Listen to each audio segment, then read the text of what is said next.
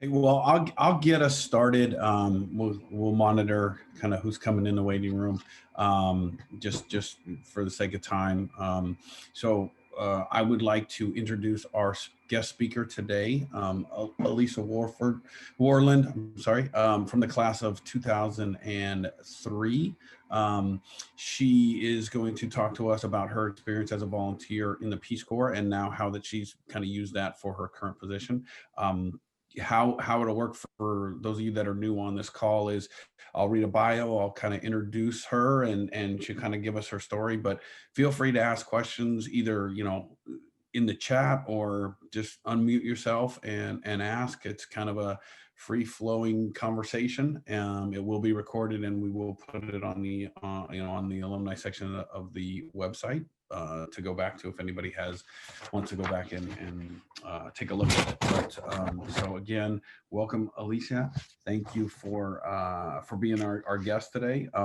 So she wrote her bio. So I'll kind of give you what she put in there. Her activities while she was still at St. Francis was audio club, marching band, and upsetting my counselor by insisting on taking 2 languages at once instead of an AP Science course my senior year. She also winning the milk carton boat race 2 years in a row with her friends. Do they still do So that? yes, they still do. Okay. Yeah. Post grad, or I'm sorry, major government, political science, and Spanish at Smith College, where she was a graduate, the class of 2007. Post grad masters in social work with a focus on community based practice from Portland State University, which she got in 2014. Her current job is community development, health and human service. Health and Human Sciences Extension Educator for Purdue University. She's been there about 4 months now. So kind of one of the things that I think was really interesting when Elisa reached out to us was her time in the Peace Corps as a volunteer. And so kind of what she wrote about that is I spent 4 years in the Peace Corps in Paraguay. Bonus points for anyone who knows where that is without looking it up. Does anyone know where it is? Okay, I did not. I was bad. I had to look it up. Okay, my first 2 years were spent providing health education to a community of 6,500, primarily sexual and reproductive health to youth in schools. I went on to work with 2 different government ministries on projects around volunteering in the capital.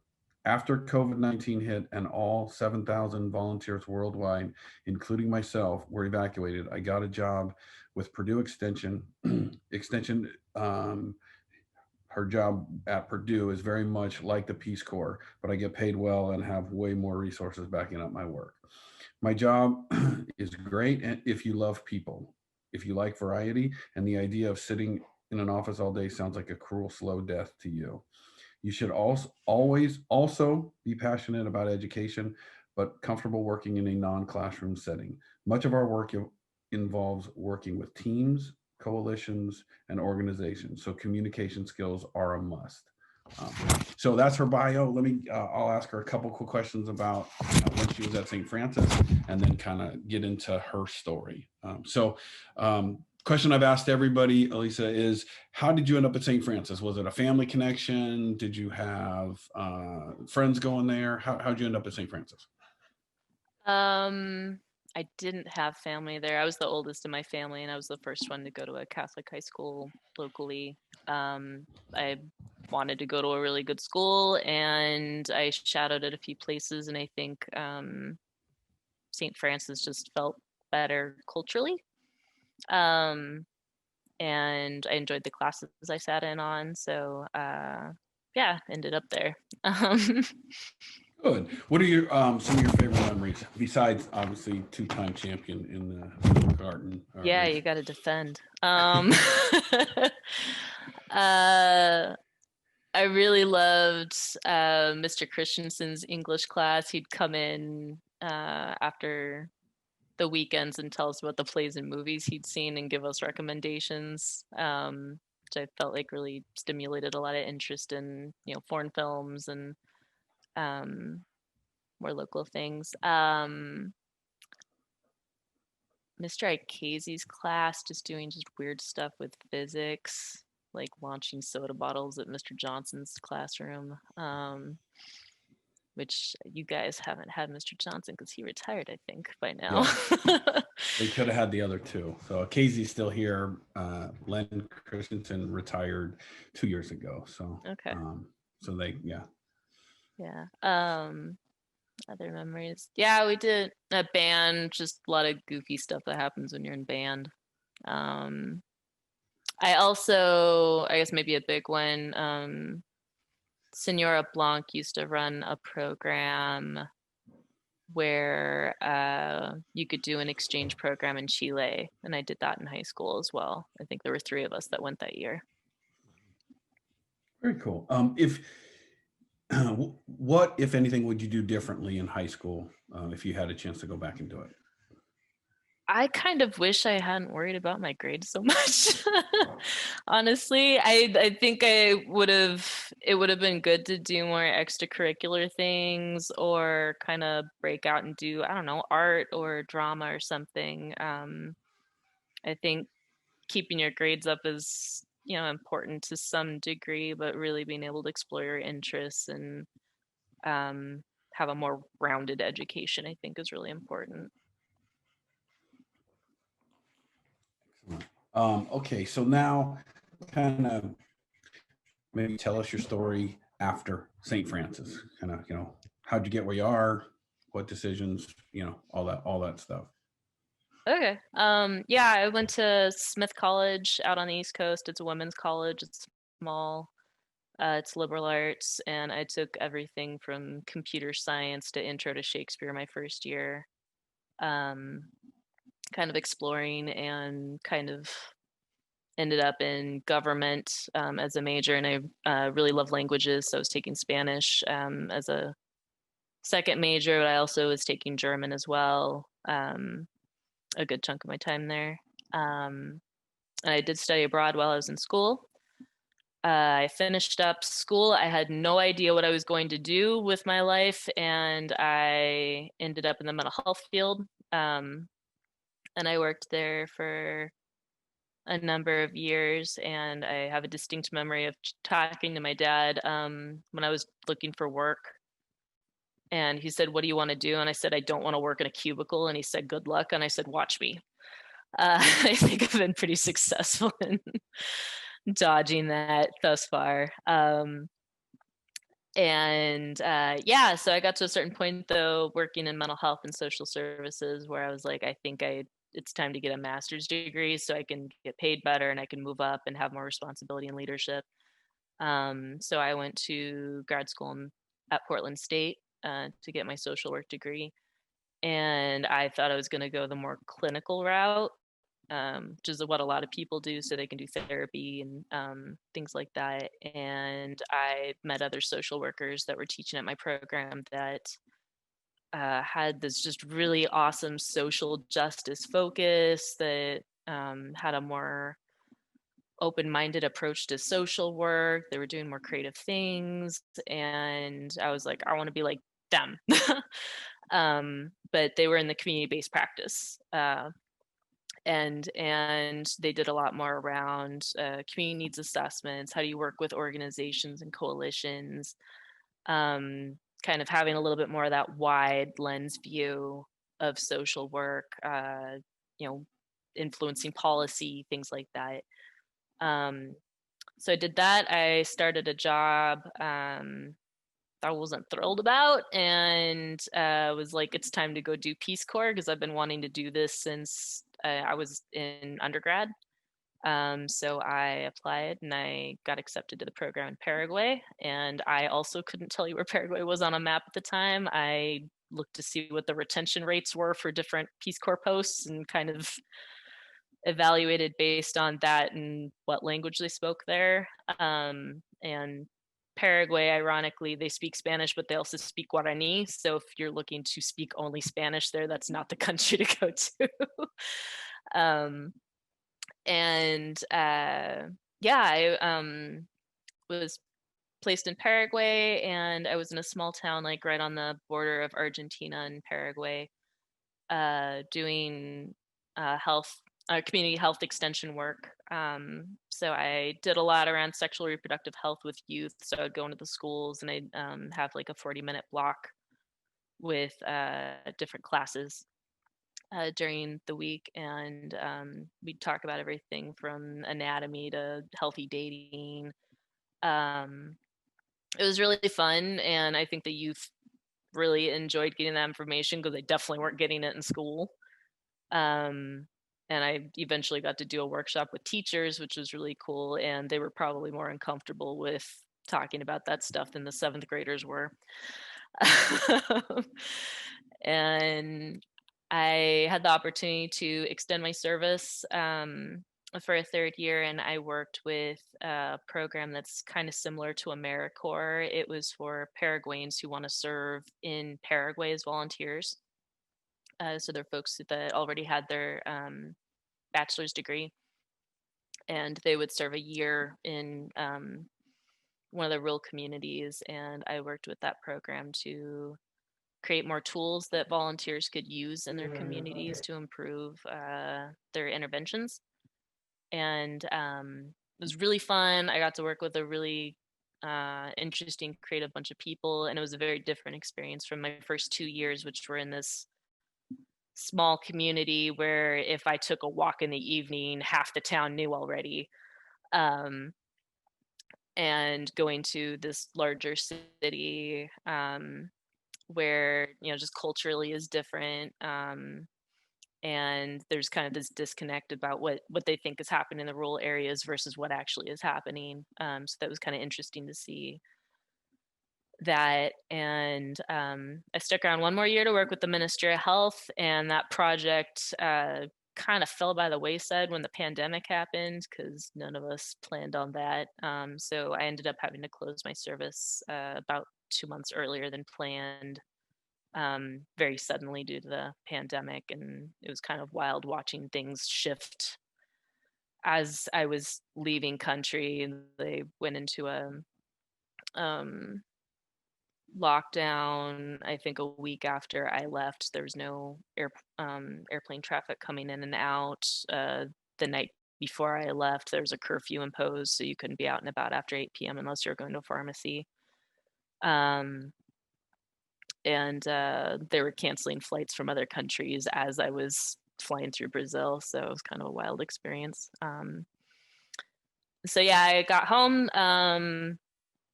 had to finish up some paperwork for Peace Corps, figure out what the heck I was doing, and I got a job with Purdue Extension. So for those of you who aren't familiar, Purdue University is in Indiana. It's a land grant university, and each state has a land grant university, and those are universities that are responsible for doing community education. The original idea is that they would be kind of a conduit from the university to rural areas to provide innovation and research on agriculture.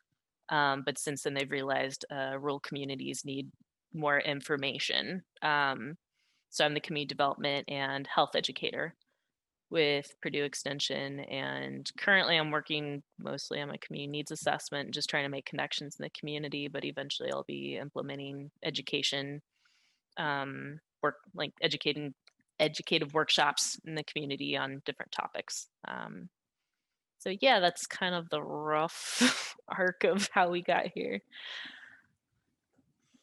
What would be like a typical day? I know you did kind of three different jobs while you were in Paraguay, but what would be take the one that you want, a typical day. So say any of these folks on the call want to become a Peace Corps volunteer. What is it kind of? I know it's different all over, but what would be a typical day? Yeah, and Peace Corps, their favorite thing is to say it depends on your site, which is true and is also the most aggravating answer ever. Yeah, a typical day. So at my post, I oftentimes would spend a day at one or two of the schools in my community. I would usually have some kind of workshop set up, and I would do that with like a few different grades uh, in the morning. And Paraguay's school system is set up too, where they have half the students come in the morning, half the students come in the afternoon. So you're really only going to school for half a day, unless you're at a technical high school, which there were 2 of those in my community too. There was a business school and there was a agricultural high school. But yeah, so I'd do workshops. Sometimes the teachers would stay in the classroom like I asked them to. Sometimes they didn't. Sometimes I'd show up and some other activity was happening that nobody thought to tell me about. And sometimes I got invited to participate in that too. So you just learn to be really, really flexible because you don't know what weird thing is going to happen that day. My kind of early on when I got to my community, I was going around just trying to introduce myself to folks, and I stopped by one of the schools and stuck my head into the principal, and I was like, "Hi, I'm the new Peace Corps volunteer," and she's like, "Oh, we love Peace Corps. This is great. We've had volunteers before. Hey, we're doing a late Mother's Day celebration today, so how about you come out here and I'll just introduce you to all of the parents and school." And I was like, glad I dressed a little bit nicer today. So yeah, that like things like that were just normal. Or you planned on taking the bus somewhere and it shows up 2 hours later than planned, or and so yeah, you just learn to pivot, and I think that's a big part of being in Peace Corps. And I think also um, kind of thinking on your feet and really trying to be aware of cultural cues around you as well, because you're also, in addition to being in a new place, you're learning a new culture. And there's some things that are much more obvious about the culture that you'll pick up on. So, like in Paraguay, we drink a lot of tereré. So, whereas in the US, we like to drink coffee, this is the drink of choice, or mate, which would be in a smaller thing. And this is a bombilla. It's got little holes in it. It's a straw, and you drink that with yerba and water. And this is both an activity of consuming things and also a social thing. So you would be drinking this with your coworkers, the teachers, your students, but it's kind of a rapport building thing there. So we drank a lot of tereré at our site, our post as well. That's a big activity you learn very early on. I don't know if I've answered this adequately. I think too, you spend a lot of time planning your classes or activities you're going to be doing. You do a lot of background work too, working with your municipality or folks in the government to implement things or to get funds. Um, you also just have less access to a lot of things. So, like doing laundry, that's kind of an all day affair because you're doing it by hand sometimes. Or if you're going grocery shopping, there might not be an actual grocery store in your town. It might be just little corner stores. And so if you want decent vegetables, you might have to travel an hour or more for that. So yeah, it depends. I was in a little bit more developed site, so I had a little bit more access to things like we had a gym. Our roads were mostly paved. Things like that. Well, maybe I'll open it up to others. Anybody have any questions for Elisa? I have a question. Elisa, I know it's very competitive to be accepted to the program. What were some of the things that you had on your resume that you think helped you to be accepted? Yeah, so one thing was foreign language experience. That's a big thing that Peace Corps looks for. They also want to know, have you been outside of the country before? If you've never done that, that might be a pretty big shift for a person, and you don't know necessarily how you might respond. So if you did study abroad in college, that helps too. Or if you've lived abroad for whatever reason, cross-cultural experience in the United States too can be good experience as well. And I think in my case too, having my background social work, having a master's degree definitely helps. But I think Peace Corps too, they've kind of changed how they do their application system too. It used to be you just send them your application and they're like, cool, I think you'll be okay over here. Now they have like actual job descriptions of like, you're going to be, a youth development volunteer. So they are looking for certain criteria in those. So if you can match that up, and I think a lot of different majors do fit in well with Peace Corps because they do have agriculture, they have youth development, health, community economic development. I think there's a few other sectors as well, but those were like the four that were at my post. But like in the health sector, we had folks who studied biology and they wanted to be pre-med. We had folks who studied, nutrition.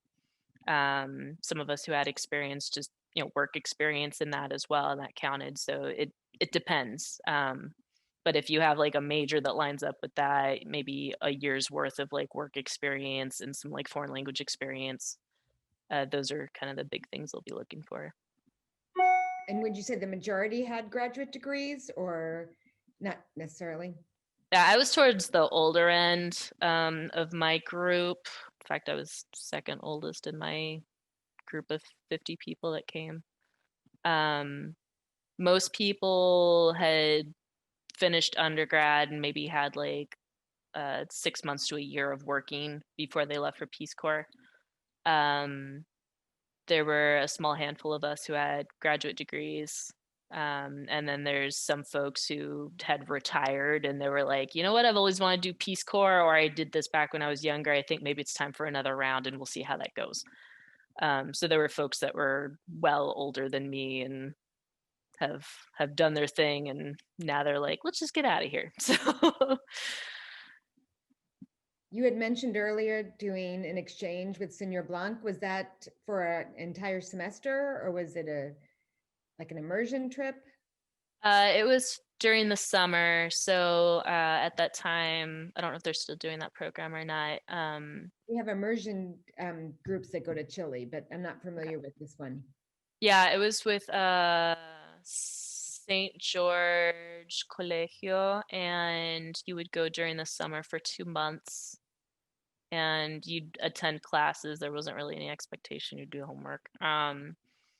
But yeah, and you lived with a family. And when I was down there too, there were some students from Alabama that I think their Spanish teacher was friends with the English teacher currently at the high school. And so their teacher from Alabama came out and they did a trip up to northern Chile and they invited us to come along too. So that was really cool experience to be able to see the Atacama Desert. And at that time too, St. George, they would send students to St. Francis too during their summer as well. Elisa, does once you get accepted into the Peace Corps, is there like a process for preparation? Do they prepare you, or do they just kind of give you the assignment and say off you go? Yeah. So once they say we want to send you to this post, you have to get medically cleared, and that is that takes some time because they want to make sure you're not going to curl up and die when you're in a foreign country. So you have to, like, every little thing they're going to have you check up on too. Like I put down I have seasonal affective disorder, and so they made me go get like a psych assessment, which was a pain in the butt and expensive. That they cover most of that cost wise for you, but some of the things they don't. But yeah, you'll have to get vaccines for your country. You have to get any medications you might need initially. You have to get a full physical, dental, all of those things. And they when you get to country too, then you have 10 weeks of training, and those 10 weeks are language, culture, health and safety, your sector, what you'll be doing, orienting you to some of the resources there. What else did we do? We got to shadow other volunteers that were currently in the field. And you also like practice doing workshops and stuff with host country nationals in your communities, so you can kind of get your feet wet, and they already know you're kind of learning, so they're a little bit more forgiving when you say stupid things. Uh, so yeah, so there's a fair bit of training, but you still, like, when you get to site though, that there's a lot to learn about your community. There may be different quirks of the language there too. So it depends a bit, and it sounds like different posts kind of handle that differently too. I've heard my little brother has a friend who is in another country, and they would like go visit all the different sites where you might be placed, but that was not feasible with my group because there were so many of us that wouldn't have been possible.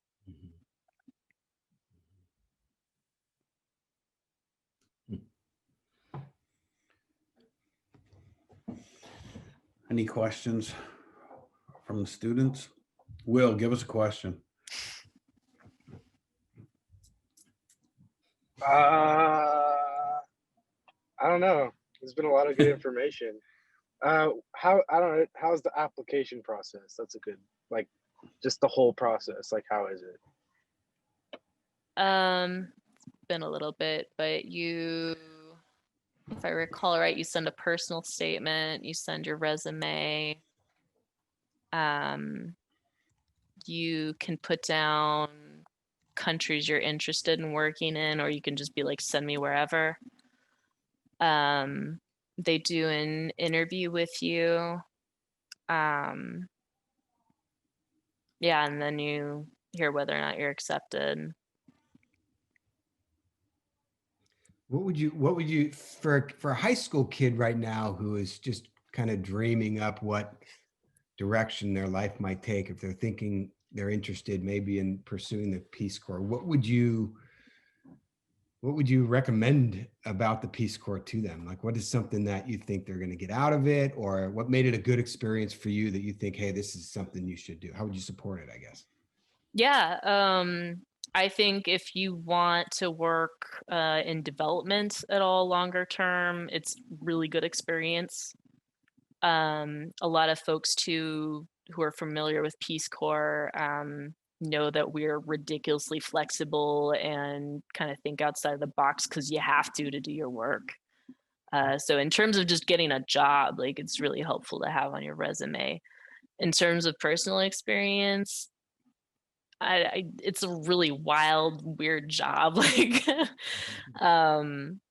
you're gonna learn so much about yourself and about another culture in a deep way. It's not like going on vacation somewhere for a week. Like, you're living in that community for 2 years. You get to know people. They get to know you, and they're gonna be all up in your business. But you're and you have to learn how to make do with some things too. Like, I listen to people now who are like, oh, we can't do this because pandemic. I'm like, well, have you thought about this another way? Like, think outside the box here. But yeah, I think you learn just so much in general. It's a wild adventure because you don't know what's gonna come up, especially if you're working in places that are experiencing poverty. You're just going to have a bunch of goofy stories at the end of it, as well, about just what happened while you were there. And but yeah, I just think that learning piece, it's so full, and you're not going to get that in many places. But yeah, I think too, you kind of learn to see dynamics too, that, like I said, if you're going to go into like social services development, you're going to see things with a different eye than you did before as well, because you're living at the same level as people too. I think one of the things that was really eye-opening to me was just watching even my host family I had during training, just like you could tell when they were doing better financially and less so, and seeing those dynamics over those 4 years. Like, that's something I wouldn't have seen otherwise if I was there for just a short time.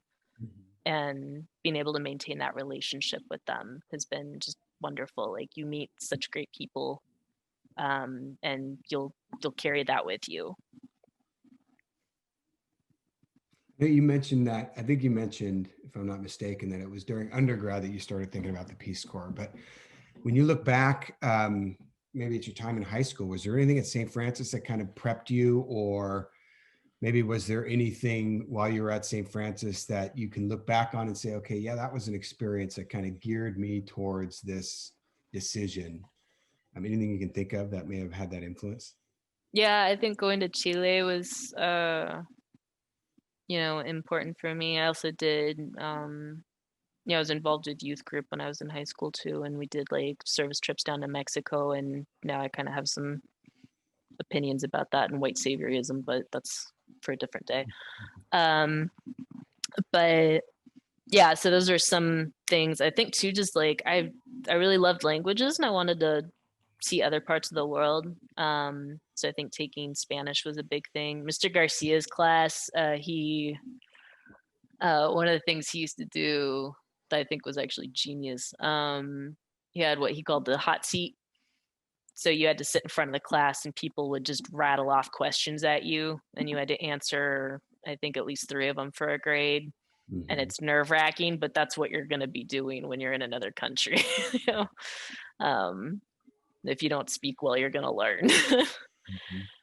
Yeah. Wow.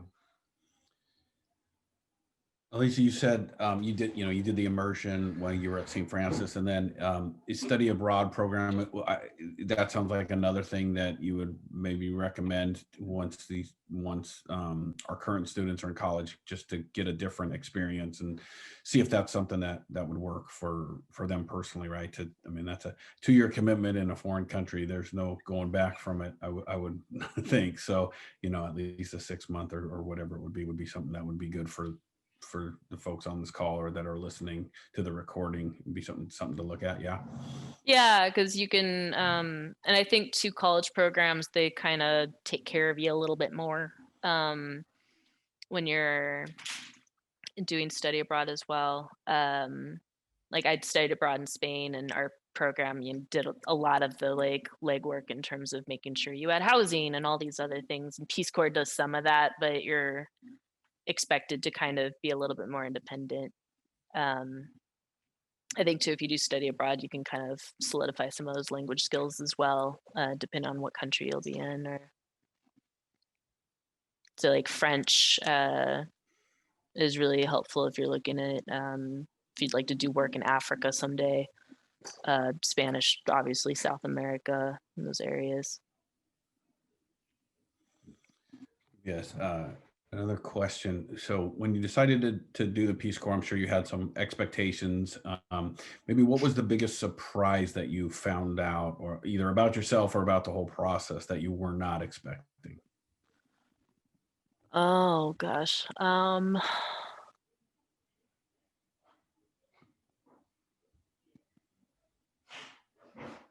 Maybe how long it took me to kind of learn some aspects of the culture or internalize certain things. So one thing that drove American volunteers crazy, Paraguayans aren't direct. So if you say, hey, I'm doing this workshop tomorrow, are you going to come? They're never going to say no, because that's rude. They'll say maybe, ikatu. And Americans are like, maybe, well, then maybe they'll come. So there's this kind of having to shift how you think about communication and how rude maybe we sometimes come off as being really direct there.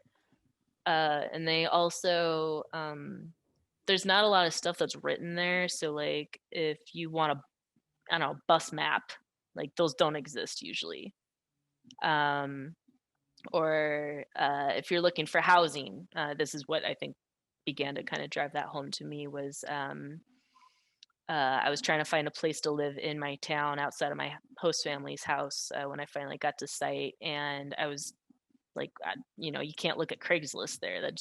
It doesn't exist. So learning that like the importance of networks, and I didn't have those networks established yet, so that made it really difficult to find a place. I finally did, but it was because I went around talking to everybody. And I think it was yeah, my final year of my service, I was really proud of myself because I went to go visit a friend, and my cell phone died like right as I got into town. I'd never been to her house before. I didn't know where she lived exactly. She'd sent me some instructions, and I remember she had said like it's near such and such as like Dispensa. So I hopped off the bus and I went into the first store and I was like, "Hey, do you know where the American lives?" Because I was like, "This town's small. We'll be able to track her down." And they're like, I'm not sure." And I was like, "She said she's by this place." And they're like, "Oh, yeah, you just need to like walk up this road." So I think I stopped in like two other places and they're like, "Oh yeah, Don such and such is dispenser. It's over here." Um, and I got most of the way to her house before she like found me because she's like, "You didn't get off at the spot I told you." And I was like, "My phone died." But yeah, like just learning that you just need to talk to strangers. Like that was one of the learning curves while in Peace Corps. But that's how folks get around there. If you don't know where the bus schedule is, you talk to whoever's at the bus stop and maybe talk to at least two people to triangulate there. But yeah, just it's a different way of thinking about information and how you move through the world. Cool. Very cool. Well, that's all the questions that I had. Will had to get off the call. So anybody else have any questions? Maybe this is more of a comment, but it's pretty impressive that you found and you landed a great job so quickly after being evacuated and, during the pandemic. That I'm sure a lot of that is because of the skills you proved you had during your time there. And I assume some of your networking are you finding that Peace Corps community is just very helpful for even beyond your time of service? That was a huge part of me getting this job here, actually. I had planned on moving to Indiana so I could be closer to extended family. And I contacted the Peace Corps group that's out in Indianapolis and said, "Hey, I'm looking for work. I got evacuated." And several people reached out to me, and were able to connect me up some with contacts. And when I saw the job listings for Purdue, I asked them if any of them knew folks at Purdue. And one of them was like, "Oh yeah, there's someone who used to be a Peace Corps volunteer works there. Let me hook you up with her." And she used to be at the same post as me, but prior to my time. Yeah. And she gave me all kinds of information that was super useful with getting this job, like even practiced interview questions with me and what have you. So yeah, even too, like after I got back from Paraguay, my grandma went on hospice, and I was like, I need to go see her, and I have no reason to stay home except for this stupid pandemic. I guess I'll drive because that'll be safer. And I just put out to folks from my post and also on the Facebook group of folks who'd been evacuated. And I was like, "Hey, is anyone in these towns where I would need to stop off and sleep?" And some folks who had been out in Benin and Mali hosted me out in Denver when I was driving out. My former roommate from Paraguay hosted me in Salt Lake City. I stayed with someone in Kansas who had also been from my post, but I hadn't met in person before. So yeah, just this network of people who are willing to, kind of stick their head out a little bit for you because they know that you have also been through kind of weird experiences yourself. It's a really great network of people. Yeah, wonderful. Lisa, is there any question that we haven't asked? Anything that like you would hope that we would have asked, but we haven't yet? Anything else you want to kind of throw out there about this experience? Yeah, I think one of the things that I came to realize in Peace Corps, and I don't feel like I got as much out of my education. So while I was in Paraguay, being able to see that disconnect between like rural areas and like cities, and how the cities, that's where policy is usually being made, and that affects folks over here, but they don't really understand what's happening over here. And I came to realize that that's kind of similar in the United States as well. Like I feel like the coasts have their own culture and ways of doing things. And then like middle America, it actually needs a lot of support, and I don't think is getting that. And I don't think Washington understands farmers or some of the needs here in these smaller towns. And that's part of what led to me being at Purdue. And I think young people, I think a lot of times we think about going to serve in other countries and like there's all this need here, but there's need here too. And I think, think how do you serve your own country in your own backyard, I think is something I'd really like folks to maybe consider. And try to get to know the other cultures that are within your own country, because there's all kinds of fascinating things in these other parts of the United States that maybe we don't think about if we're from California and we view it as flyover country. So That's a good message.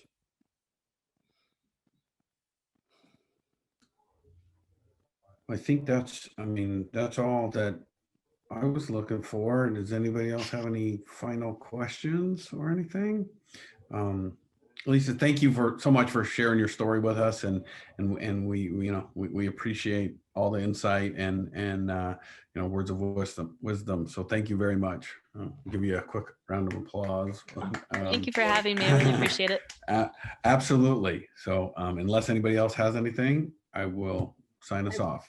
Can I just mention, Lisa, I don't think we have your address, and I'd love to mail our recent progress magazine to you. So I'm going to separately email you.